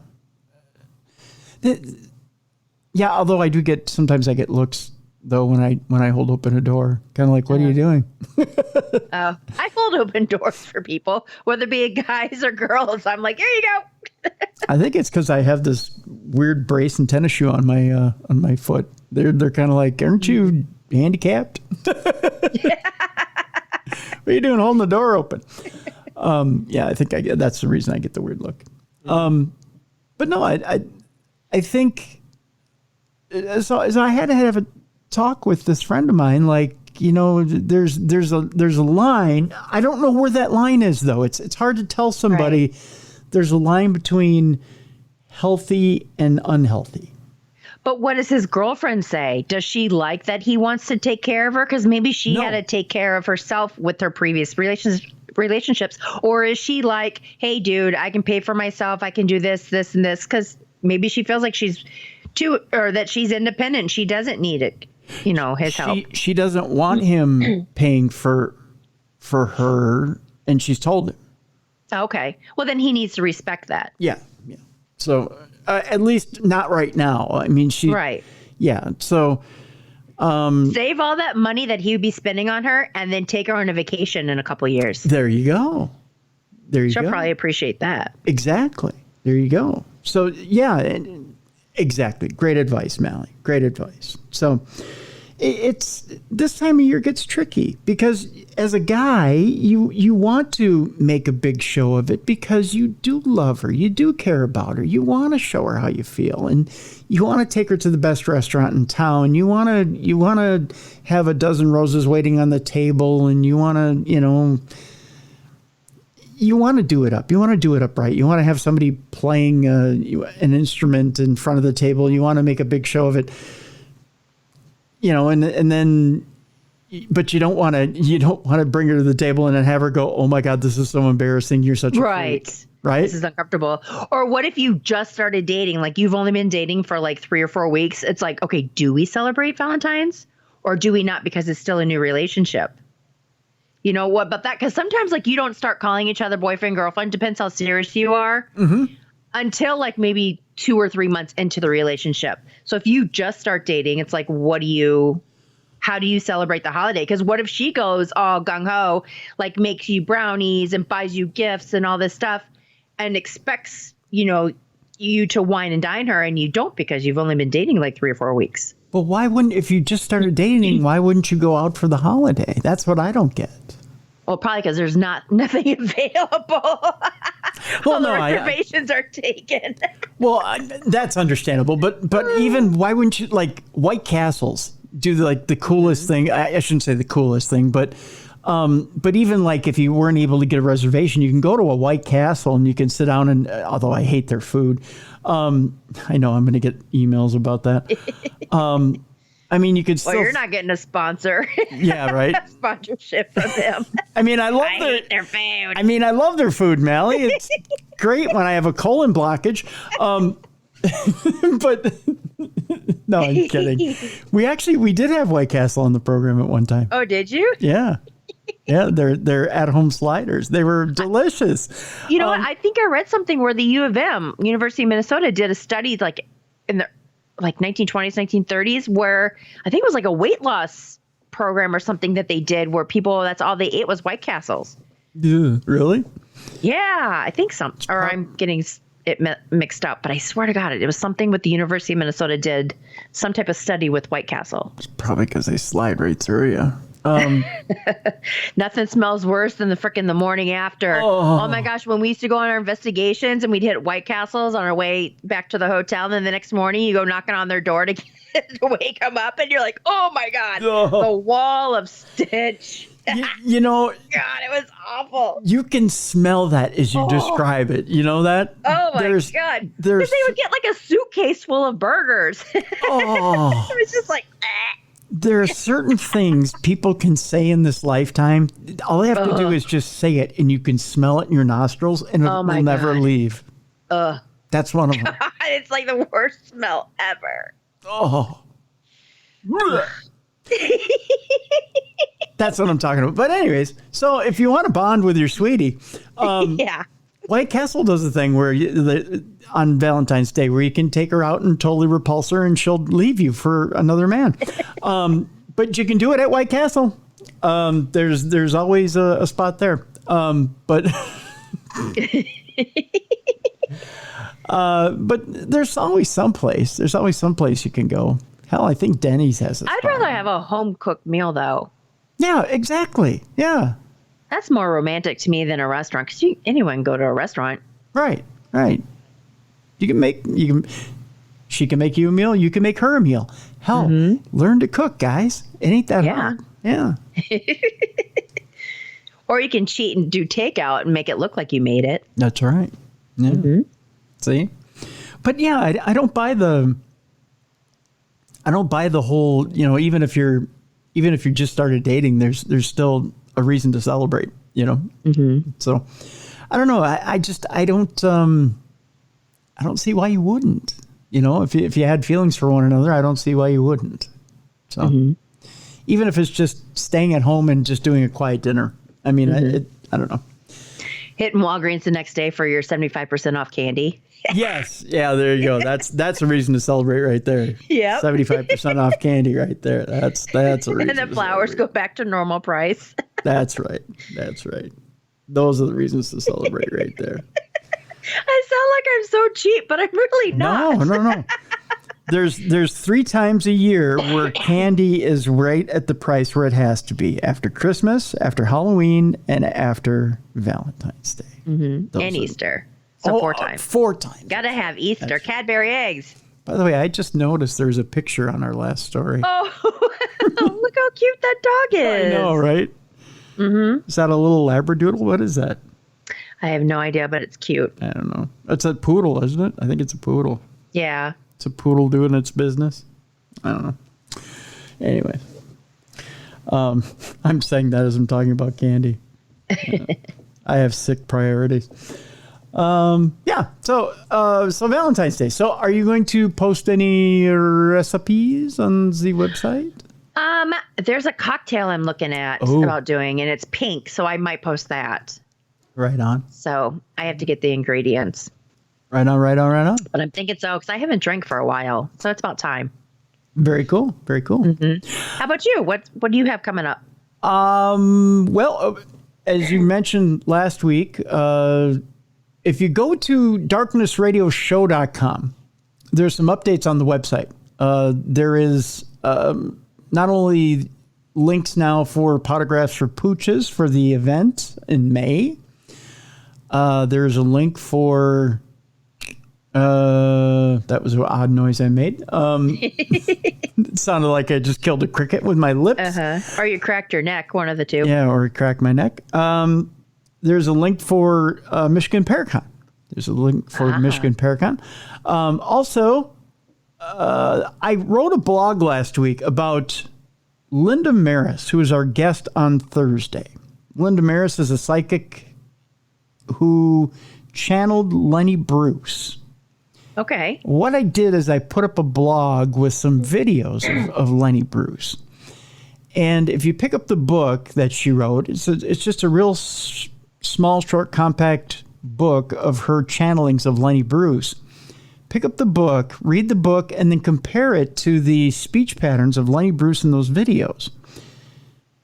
You'll find it astounding how similar they are.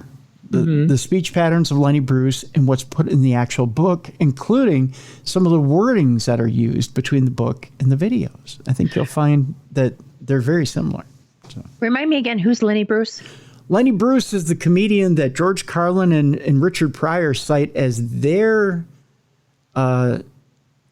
influence for getting into comedy. Okay.